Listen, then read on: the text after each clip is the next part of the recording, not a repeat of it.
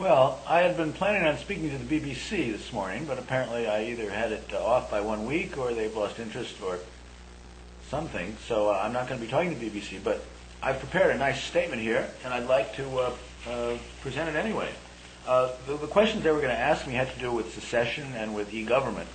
And what I was going to tell them was that the main issues being raised in the secession campaign are really standard and traditional ones that are raised everywhere. They have to do with representation, bureaucracy, education, and economic development.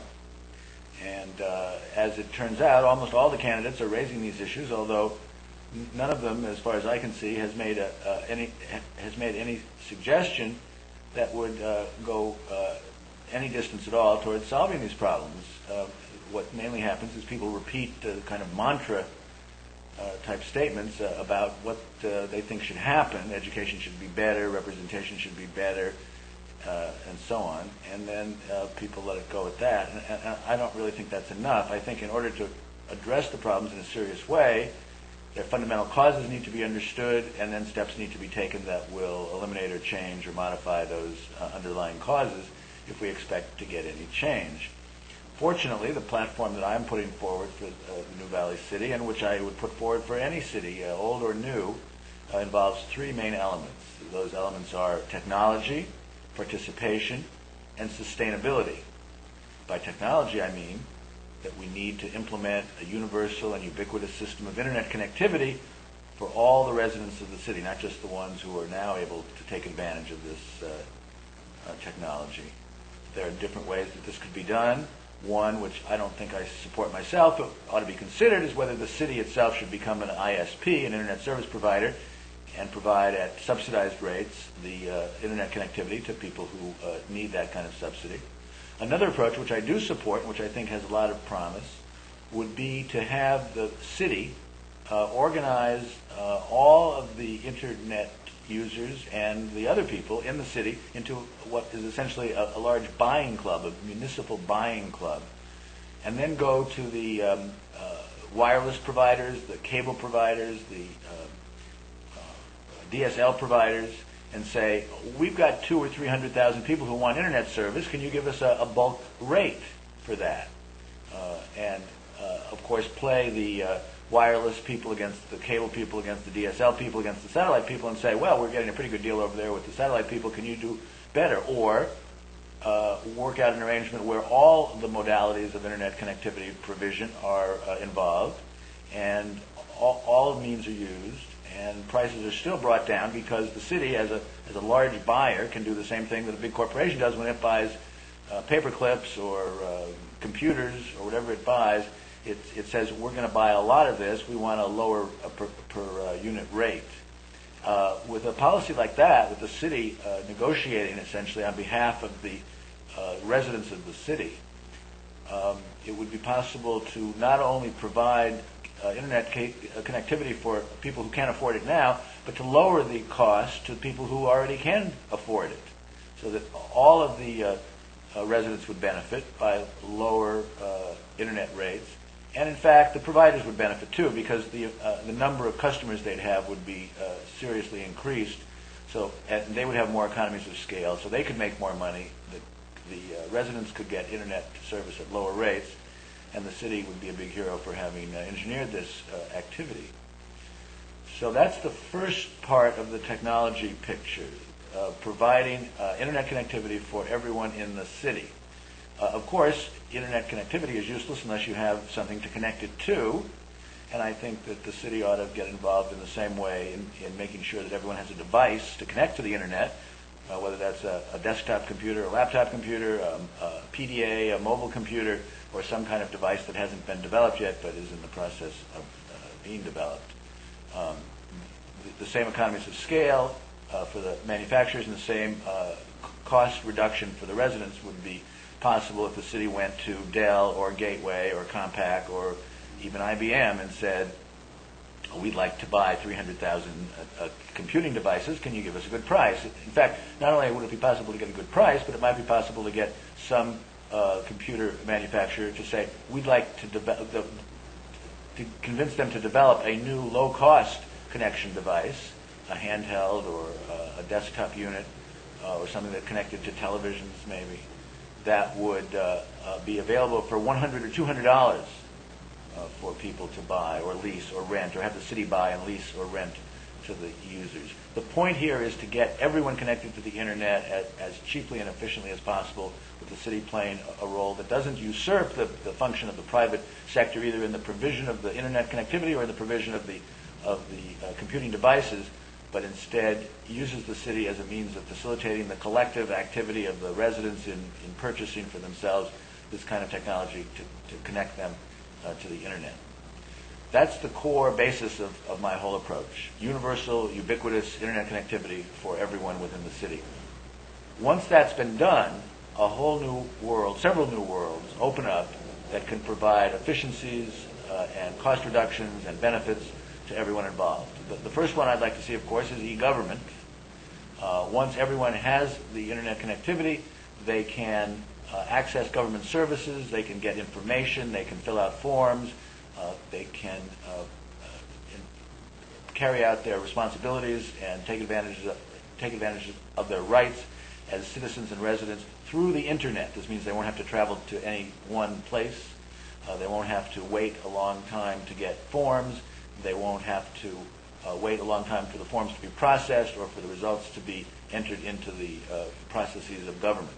The whole idea then is to have people be able to access a form online, fill it out, digitally sign it, submit it, have it processed, have the results available within seconds, instead of having to drive downtown or wait for a week for something to be delivered on paper, fill it out, send it in, have someone enter the data by hand into a computer that then, when the data is already out of date, have it be printed out, sit on a desk, be processed by hand, stamped, sent somewhere else, re-entered, and so on, with errors in data entry, with delays, with costs. It's a mess. It goes on all the time. It wastes billions of dollars. It could be eliminated by letting people access data and input data electronically, remotely, and have it be processed by the best electronic practices available, and have the results be tallied and used and implemented at the speed of thought rather than the speed of a slow bureaucrat or a group of slow bureaucrats. So e-government's the first application that this universal ubiquitous internet system could be put to. The second, of course, is e-democracy. There are a wide range of e-democratic processes that I've been thinking about, developing, advocating, trying to legislate for 5 or 6 years. They are more or less in the order of their development: internet voting, so that people could, internet voting, smart initiatives, instant online recalls, and pre-voting. Let me go through each of those briefly. Internet voting is what it sounds like. People vote over the internet. They can use touchscreens, they can use mice to click radio buttons, they can do all the things that they do now for voting at polling places. They can do it online. And I have to say, since hardly anyone's voting at polling places anymore, maybe this is the BBC. Well, I'll get back to you in a few minutes. Thanks. Yes, well, it turns out that was the BBC, and I was wrong, and the interview is supposed to be next Monday. So let me carry on here anyway, as they would say at the BBC. E-democracy, internet voting, right.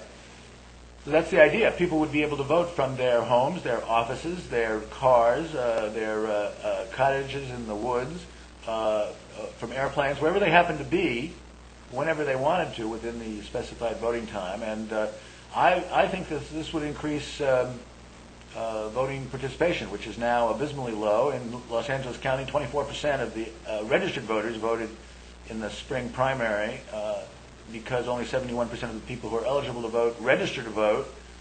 That means that fewer than 20%, something closer to 18% of the eligible voters voted. This is fewer than 1 in 5 voters. This isn't democracy. This is some kind of charade. And I think that internet voting could make it more palatable for people to vote, make it easier for people to vote. Of course, in order for the voting to really matter and really increase, it's going to have to matter in a way that goes beyond just internet voting. The effect of money in politics, the dearth of candidates who have anything interesting or valuable to say, the fact that almost every jurisdiction, especially, for example, in California, is gerrymandered so that there is no real competition even between the parties, who aren't that different in a lot of ways. All of those things, and the fact that the media doesn't cover politics in anything approaching a comprehensive way because they'd rather sell ads than provide earned media time. All those reasons contribute to people not voting, and internet voting won't really directly do anything about those, but it is one part of an overall reform package that I think could bring democracy back. Another such reform, I think, is something that I call smart initiatives. The initiative process in California allows people to collect signatures and put a legislation on the ballot to be voted on directly by the people. It was instituted in 1912 by Hiram Johnson and the Progressives, who felt it would be good to give people a way to legislate when the legislature was controlled by corporate interests. What a coincidence. And unfortunately, it's gotten to the point where, because the state of California is so large, the number of signatures required to put an initiative on the ballot is so large, it's impossible to collect the 420,000 signatures without having at least $1 million in cash to hire professional signature gatherers, and therefore only corporate interests and really, really motivated groups of citizens can hope to collect those necessary signatures. The solution that I came up with for that is, of course, the Internet and allowing people to sign initiative petitions on the Internet. Going back for a minute to Internet voting, but it also applies to smart initiatives, one of the biggest criticisms brought against Internet voting, as I've been proposing it, is what's called the digital divide, the fact that some people have the Internet and other people don't. And the argument is that the people who don't won't be able to vote over the Internet, and therefore they're relatively disenfranchised. Well, if you go back to the core reform that I'm advocating, which is universal, ubiquitous Internet availability for everyone, you see that solves that problem, because by providing everyone with Internet access, then the digital divide disappears, and reforms like Internet voting become viable. Smart initiatives are even easier to operate than Internet voting, because the anonymity, which is required for voting, whether it's in the polling place or on the Internet, disappears. With smart initiatives, it is necessary to tell the state, the government, who it is who's signing it, because you're not really voting in an initiative, you're simply saying, I think that this legislation ought to be voted on. And in that case, you have to reveal yourself, your name, to the government. And in fact, that's what the digital certificates can do without any need for anonymizing the signing. It's up front. As it's now done, the paper shows your name and address, and in this case, the Internet would show your name and address.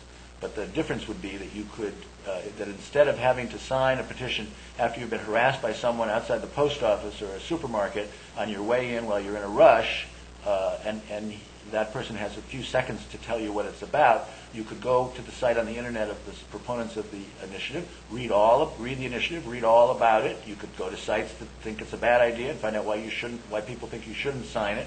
And then if you've decided that you'd like to sign it, you can sign it digitally in a few seconds. And then that your name is added to the people who want to put this measure on the ballot. The advantage for the government is that instead of having to randomly check 5% of the signatures, which is what they do now, they'd be able to absolutely check every one of the signatures for validity and up-to-dateness and correctness and so on, and they would know exactly how many people had signed it, and it would cost them 100th of what it costs them now to do a random search, a random check, which involves workers who have to go look things up and whatnot, and it takes a long time, and it's not necessarily very accurate. And again, the computer and the network could make it fast, cheap, easy, and universally accessible. Obviously, the same procedure can be used. The voting procedure can be used for instant recalls. If voters find that some of their elected representatives are not representing them properly, they can sign a petition, a recall petition, in the same manner that they'd sign an initiative petition, asking for an election to be held at a certain time and place to remove the representative from office, and this could be done quickly, easily, and inexpensively. Finally, something I'm calling pre-voting, until I come up with a better name, would allow the citizens of a jurisdiction to vote on pending legislation that's coming before the legislature, whether it's the city council or the state assembly or the U.S. Congress for that matter, and vote cheaply and easily to say that they want that legislation passed, or they don't want it passed, even to amend it and say, well, we'd like it changed here, we'd like more money put in, we'd like less money put in. and so on, and then vote on it before the representatives vote on it, and the results could be displayed on a big scoreboard behind the legislators as they vote on whatever it is that is up for a vote, and it could be done literally in the shadow of the vote of the people. This would allow for direct representation of people's positions on issues, and of course, if they didn't like the way the representatives voted in light of how they had already said they would like them to vote, there would always be the instant online recall available as a last resort by the voters. So those are some of the means by which a universal and ubiquitous internet system could be used to provide e-democracy to people in addition to the e-government. In fact, the combination of having a system that lets people have e-government and e-democracy means that we could really have a government of the people, by the people, and for the people. It means that the people can use the internet to decide what the policies are, and then the e-government will administer those policies, whether it means pothole fixing is the top priority, or money for community theater is the top priority. Whatever the people decide they want to do, the e-government can carry it out. The idea here is that the internet is a powerful tool for disintermediation. It can take people out of the process and make it more direct. It's being done in business, it's being done at Amazon bookstore, it's being done everywhere where the internet allows for disintermediation.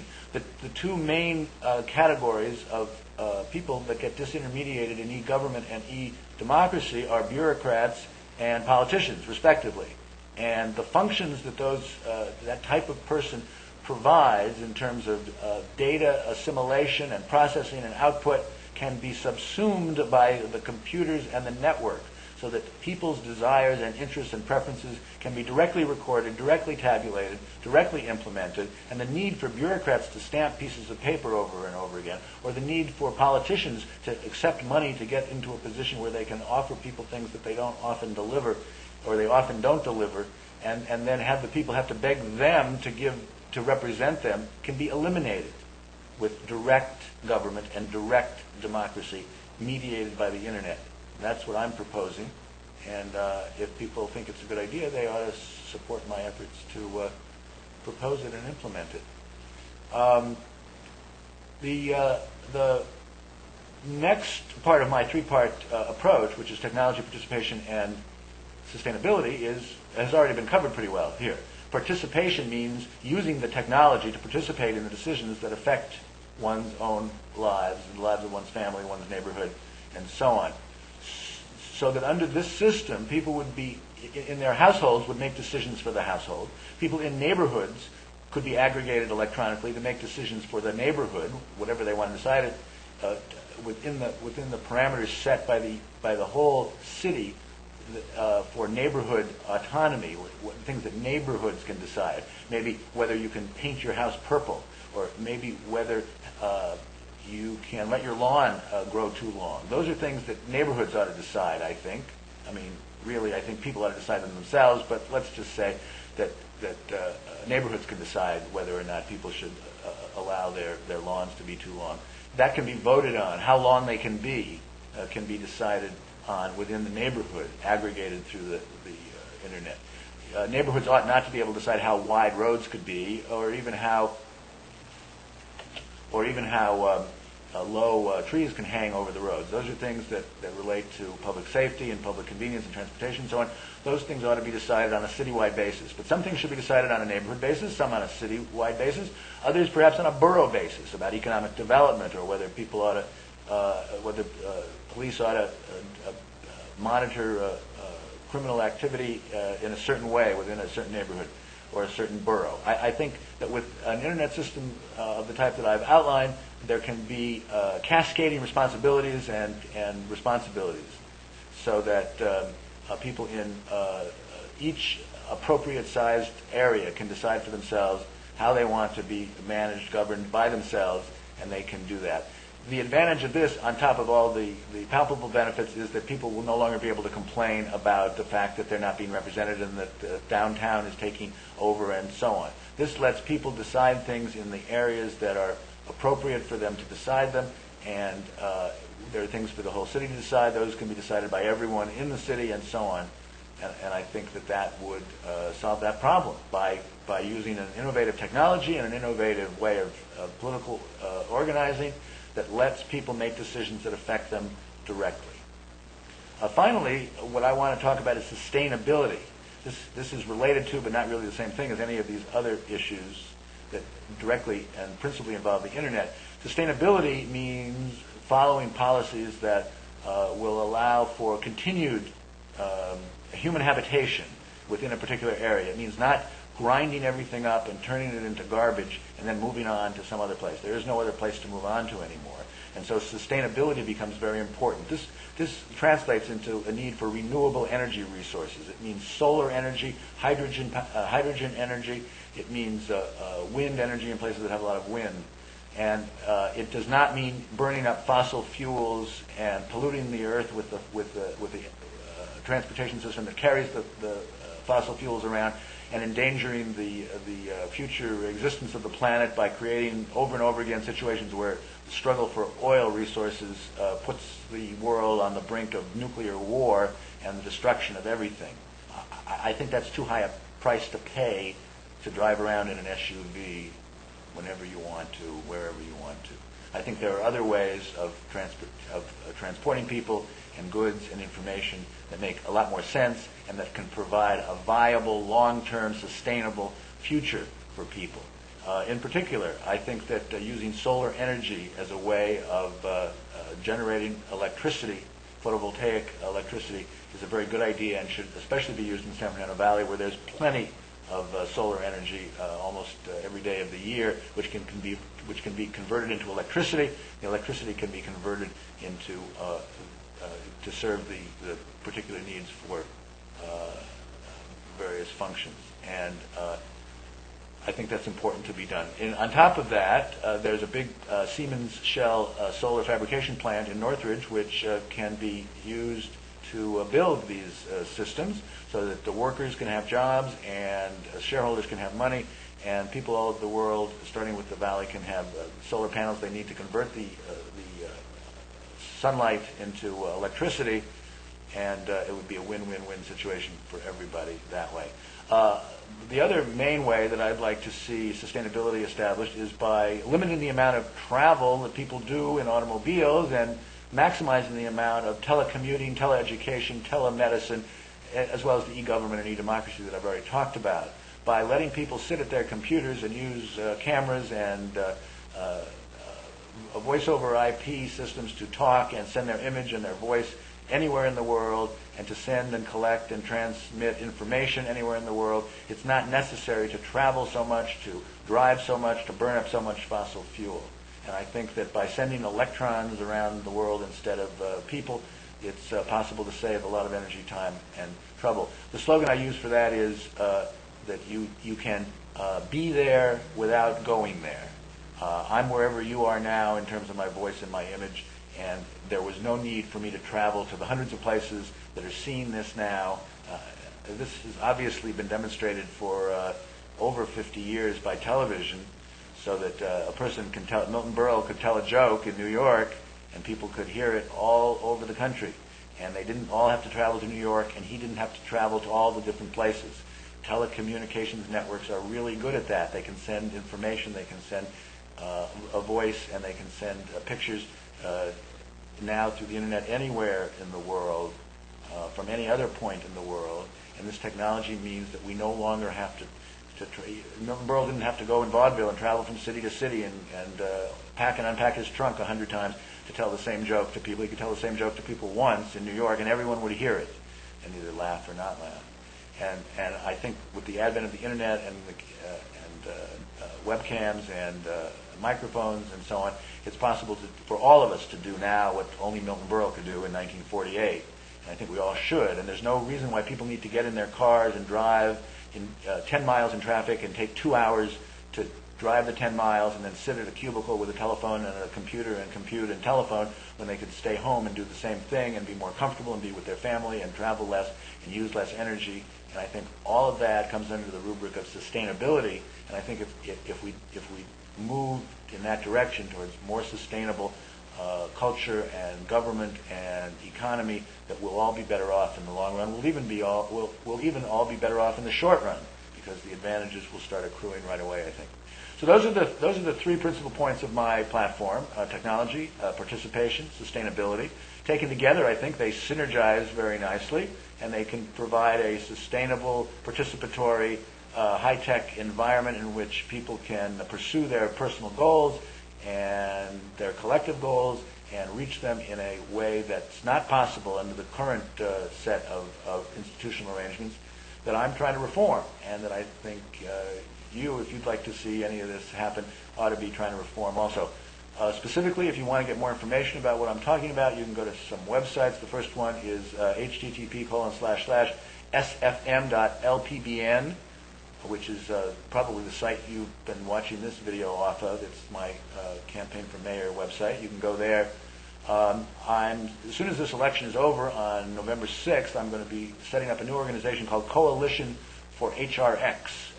Bills in the House of Representatives in Washington are called HR or whatever. This is a bill that doesn't have a number yet, so I call it HRX. It's a bill to vastly expand broadband availability and e-government in the United States. It's being put forward by Representative Robert Andrews of New Jersey. I'm heading up an effort to get it passed. And if you're interested in participating in that effort, you can reach me at hrx@adelphia, adelphia.net. That's the email address. We're going to have a mailing list and so on. The site will probably be hrx.lpbn.org.